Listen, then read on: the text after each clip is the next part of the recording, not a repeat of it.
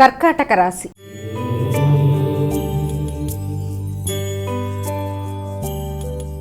అమ్మ, కర్కాటక రాశి వారికి ఎలా ఉంది ఈరోజు? కర్కాటక రాశి వారి వ్యక్తుల యొక్క సహకారం ఆశించిన స్థాయిలో అందుతున్నట్టుగా కనబడినప్పటికీ అది మీ భ్రమగా మీరు తర్వాత తెలుసుకొని మీ అంతటి మీరే పని చేసుకోవడానికి కూడా ప్రయత్నాలు చేయడంలో కొంత ఘర్షణలు ఎదుర్కొనే అవకాశం అనేది ఉంది. అది వ్యాపార విస్తరణ విషయంలో కావచ్చు, లేకపోతే మీ యొక్క పర్సనల్గా తండ్రి పెద్దల యొక్క సహకారం విషయంలో కావచ్చు, మొదలైన విషయంలో చిన్నపాటి ఆలస్యాలు ఆటంకాలు ఎదుర్కోవడం, అధిక ఒత్తిడి అనేది ఏర్పడడం, అలాగే వారి యొక్క ఆరోగ్య విషయంలో తగిన జాగ్రత్తలతో ముందుకు వెళ్ళడానికి మీరు ప్రయత్నాలు చేయడం మొదలైన వాటికి సంబంధించిన సమయంగా భావించవచ్చు.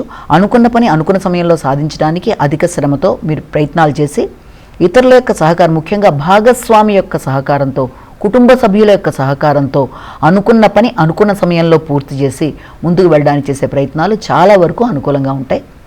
అధిక శ్రమతో కమ్యూనికేషన్ చాలా వరకు అనుకూలంగా ఉంటుంది. మంచి కమ్యూనికేషన్తో చేద్దామనుకున్న పని తప్పనిసరిగా చేసుకుంటూ ముందుకు పెడతారు.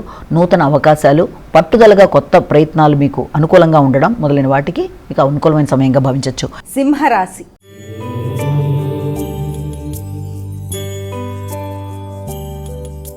అమ్మ, సింహరాశి వారికి ఎలా ఉంది ఈరోజు? కుటుంబ వాతావరణం కొంత ఘర్షణాత్మకంగా ఉండే అవకాశం అనేది కనబడుతుంది. ముఖ్యంగా వృత్తికి సంబంధించిన విషయాలు, వృత్తి సంబంధించిన ఆదాయం, ఆర్థిక విషయాలు, కుటుంబ సభ్యులతో మీ యొక్క మనుగడ, వారితో మీరు తీసుకునే నిర్ణయాలు కొంత ఘర్షణతో కూడిన విషయాలు అయినప్పటికీ కూడా దాన్ని మీరు చాకచక్యంగా సమయస్ఫూర్తిగా వ్యవహరించి సమస్యలను అధిగమించడానికి చేసే ప్రయత్నాలు చాలా వరకు అనుకూలంగా ఉంటాయి.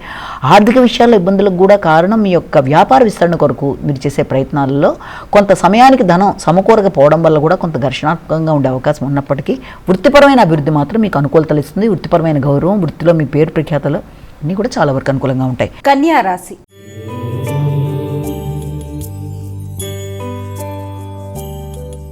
అమ్మ, కన్యా రాశి వారికి ఎలా ఉంది ఈరోజు? ముఖ్యమైన అంశాలలో అంటే మీరు తీసుకునే నిర్ణయాలలో మీ యొక్క స్వతంత్రంగా నిర్ణయాలు తీసుకుంటారు, స్వేచ్ఛగా ఆలోచిస్తారు.